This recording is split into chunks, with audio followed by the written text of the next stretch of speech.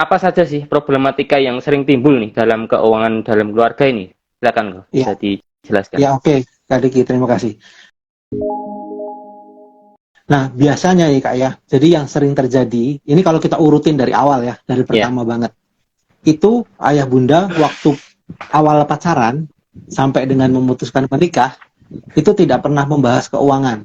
Itu sebenarnya sumber masalah awalnya itu.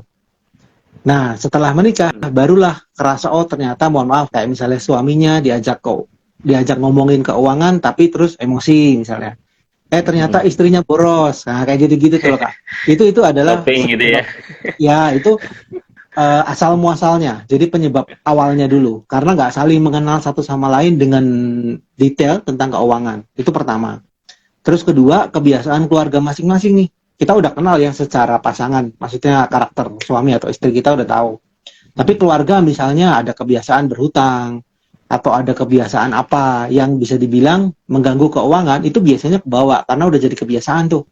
Nah, itu juga jadi penyebab karena udah ada kebiasaan. Oh, orang tua saya udah biasa ngutang kok. Jadinya sekarang kita ngutang akhirnya aja ada masalah kayak gitu.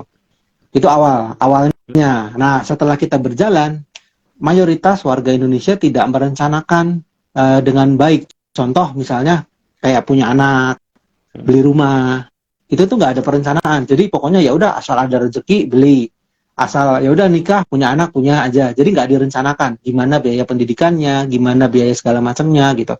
Itu juga yang jadi penyebab penyebab masalah gitu. Karena nggak direncanakan sejak awal, jadinya tahu-tahu ternyata biaya sekolah mahal. Wah, jadi harus ngutang buat nutup. Tahu-tahu ada misalnya ada musibah atau ada apa, kita nggak punya simpanan, jadi harus cari ke mana-mana ngutang lagi gitu kan. Terus juga kita mau beli rumah, sering kali kebawa emosi nih, beli rumahnya yang mahal atau di luar jangkauan kita. Jadi nyicilnya terlalu tinggi misalnya gitu. Itu yang masalah yang sering terjadi sebetulnya gara-gara itu hal-hal itu tadi. Gitu sih Kak Diki yang biasanya terjadi, dan masalah-masalah lain ya konflik-konflik yang sering terjadi, misalnya beda pendapat, beda keinginan. Nah, itu juga perlu didiskusikan sebagai pasangan gitu.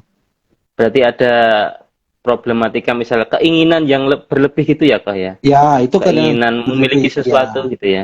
Iya, betul. Dan juga kita juga harus terbuka dengan pasangan kita ya, Ya, termasuk untuk membicarakan pastinya. masalah finansial juga ya. Betul Ya, sekali. baik.